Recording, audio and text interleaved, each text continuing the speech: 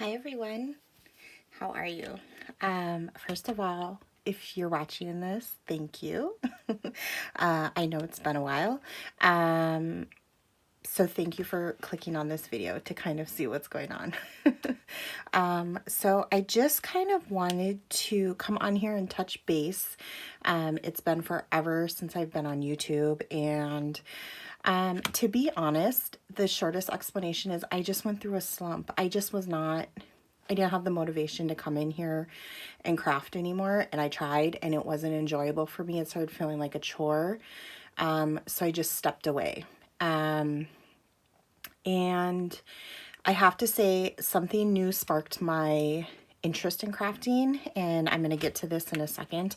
And for those of you that are like on here like, wait, we just care about the scrapbooking, I'm going to get to that too. So if you can just bear with me, that'd be great.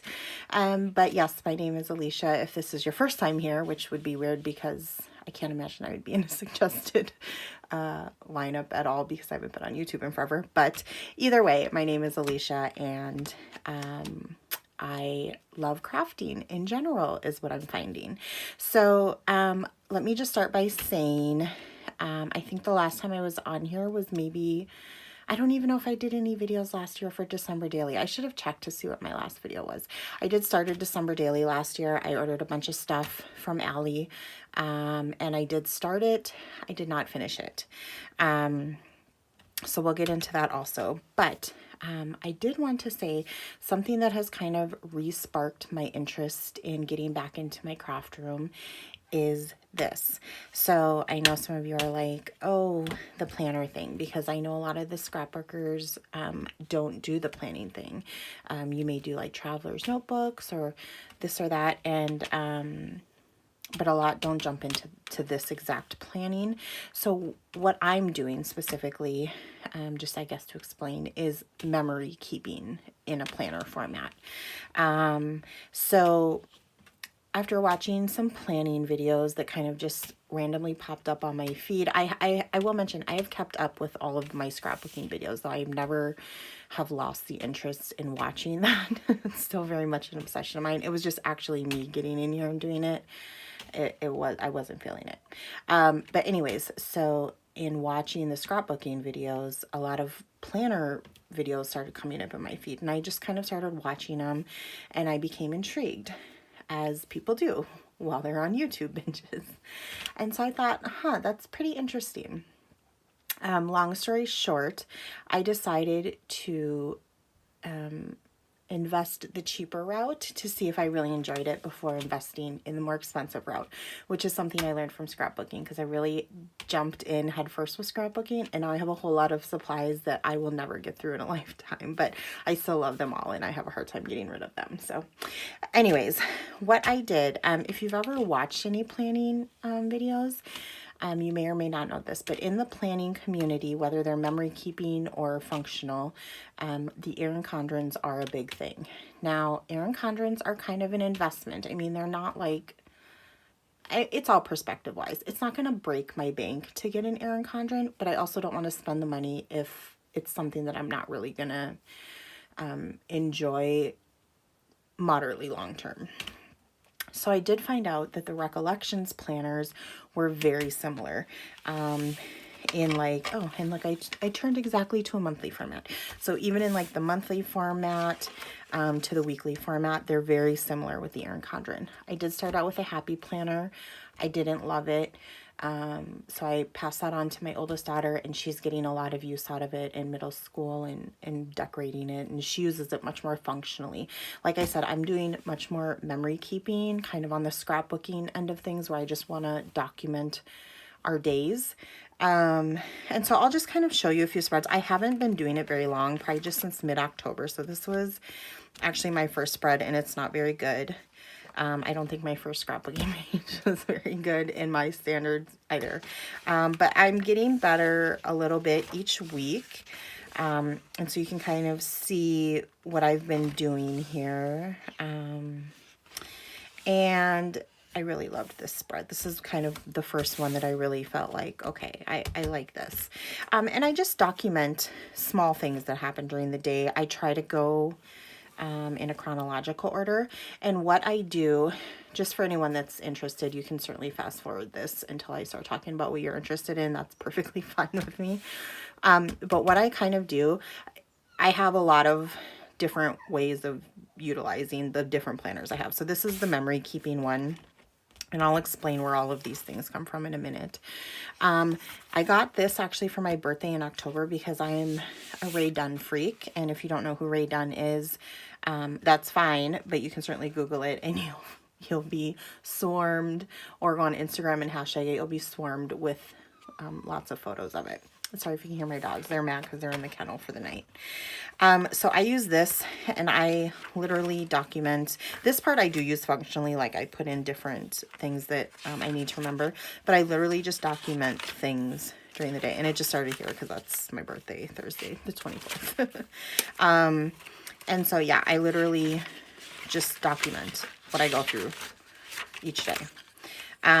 So that's how I'm using this. And then I also still have my Webster's notebook, and this is where I functionally plan. So I'm probably not going to show you this just because, there may be private things in there. I don't know. I didn't really think this video through. It was kind of a spur of the moment thing, but anyways, so that's kind of how I do it. And then I take that Ray Dunn planner and I put in what I find the most, I guess, intriguing or non-intriguing, just the things that I want to remember about the day. So let's get to the kits. So you can go on Etsy or all kinds of different shops on the internet and buy these lovely sticker kits. They are expensive, I'm not gonna lie, for me. Some kits cost, especially the foiled ones, they can cost $16, $17, $22 for a weekly kit, like a weekly spread. That is a big investment to me. To you, that may not be, and that's fine. But to me, that was a big investment. And then on top of it, you know, you get like character stickers and little foiled stickers and things like that to kind of decorate and make it look pretty and all of that.